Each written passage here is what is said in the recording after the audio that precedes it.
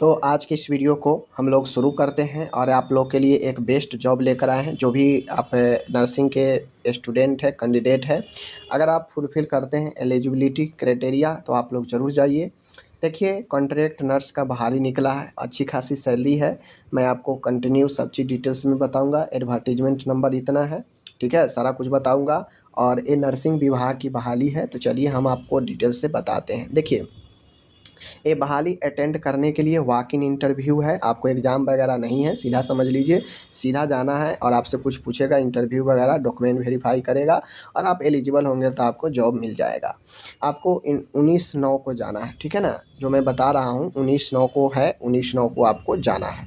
19/9 को सुबह 9 से लेकर 11:30 बजे तक आपका चलेगा इंटरव्यू, समझ गए?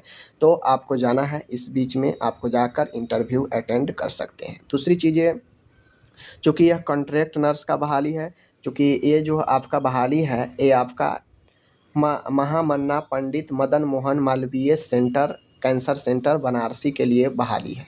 ये आपको वाराणसी में ये बहाली है। दूसरी चीज़ें मैं बता दूं कि ये जो बहाली है यह आपका थर्ड पार्टी पेरोल यानी आउटसोर्स पर बहाली है। यानी यह डायरेक्ट टीएमसी के द्वारा बहाली नहीं है, आउटसोर्स पर बहाली है, ठीक है।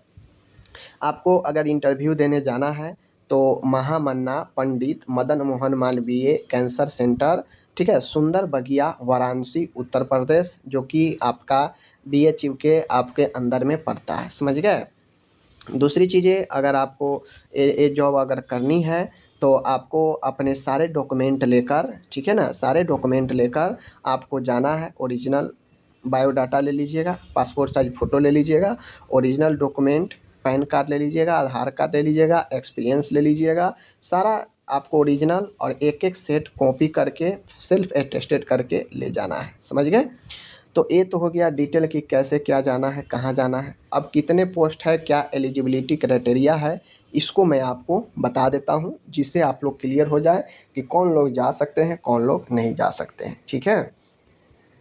तो जब हम लोग यहाँ पे इसका बात करते हैं एलिजिबिलिटी क्राइटेरिया की, तो देखिए टोटल पोस्ट जो है आपका वो 30 पोस्ट है, ठीक है ना? टोटल 30 पोस्ट है।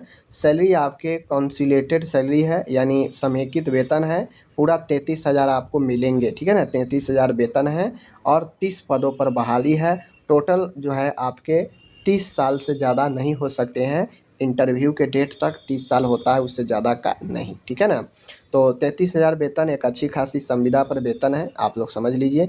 30 पद भी अच्छा खासा है कि इंटरव्यू से 30 पद लिया जा रहा है, तो कम नहीं होता है। अब यहाँ पे इसकी योग्यता की समझने की बात है। देखिए, आपके जो एक्सपीरियंस यहाँ पे मांगा जा रहा है, एक्सपीरियंस चाहे आप जीएनएम है, देख लीजिए, चाहे आप बीएससी नर्सिंग है, ठीक है, या पोस्ट बीएससी नर्सिंग है, आपको जो है यहाँ पे 1 साल का क्लिनिकल एक्सपीरियंस मांगता है, समझ गए ना? क्लिनिकल एक्सपीरियंस 1 साल का, कम से कम 50 बेड अस्पताल का मांग रहा है, समझ गए? तो इन चीज़ों को आपको जो है ध्यान में रखिएगा। देखिए, clinical experience before post basic BSc also B consider, यानी अगर कोई पोस्ट बीएससी किए हैं और पोस्ट बीएससी करने के पहले ही अगर वो 1 साल का एक्सपीरियंस है उनके पास, वो भी एलिजिबल है, उनको भी कंसीडर किया जाएगा, समझ गए ना? तो इन चीज़ों को ध्यान में रखना है। पोस्ट बेसिक बीएससी नर्सिंग वाले के लिए जीएनएम के बाद जो करते हैं पोस्ट बेसिक बीएससी नर्सिंग, तो जीएनएम के बाद भी अगर कोई 1 साल का एक्सपीरियंस लिए होंगे और तब पोस्ट बीएससी किए होंगे, उनका भी मान्य होगा, दिक्कत नहीं है, ठीक है ना? तो ये डिटेल्स हैं। और दूसरी चीज़ें ध्यान दीजिएगा, यहाँ पे आपका जो क्वालिफ़िकेशन मांग रहा है वो जीएनएम, मिडवाइफरी और प्लस में डिप्लोमा इन ऑन्कोलॉजी नर्सिंग होनी चाहिए। यानी अगर आप जीएनएम के साथ जाते हैं इंटरव्यू देने तो आपको डिप्लोमा इन ऑन्कोलॉजी मांगता है, ठीक है ना? अगर आप सीधा बीएससी या पोस्ट बीएससी जाते हैं तो आपके लिए कोई डिप्लोमा अलग से नहीं मांगता है, okay. Candidate should be eligible to registered with Indian nursing council या स्टेट नर्सिंग काउंसिल, यानी आप जाते हैं इंटरव्यू देने तो आपको आईएनसी या किसी स्टेट नर्सिंग काउंसिल के साथ रजिस्टर्ड होना ज़रूरी होगा, ओके। तो इन चीज़ों को ध्यान में रखिएगा।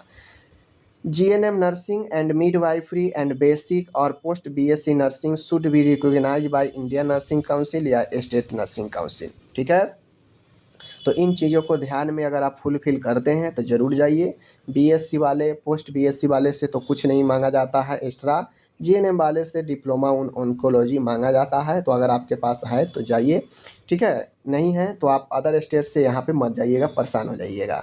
तो ये सारे चीज़ है और मैंने आपको बता दिया। ठीक ठाक सैलरी भी है, 33,000 है। तो 33,000 सैलरी मिलता है, तो आपको अगर बनारस में या बनारस के आसपास कहीं जॉब मिलती है तो आप अपना जीवन चला लेंगे, ये ठीक ठाक है, ठीक है ना। बाकी आपको अगर इच्छा है तो जा सकते हैं, यहाँ पे कोई ज़बरदस्ती नहीं है। कोई ये प्रमोशन वाला, किन्हीं को लगता होगा कि ये प्रमोशन वाला मैं इसका बनाता रहता हूँ, तो ऐसी बात नहीं है। जो एलिजिबल होंगे जाएंगे, कोई प्रमोशन वाला वीडियो ये नहीं है, ठीक है। क्यों, जॉब का कोई प्रमोशन होता है?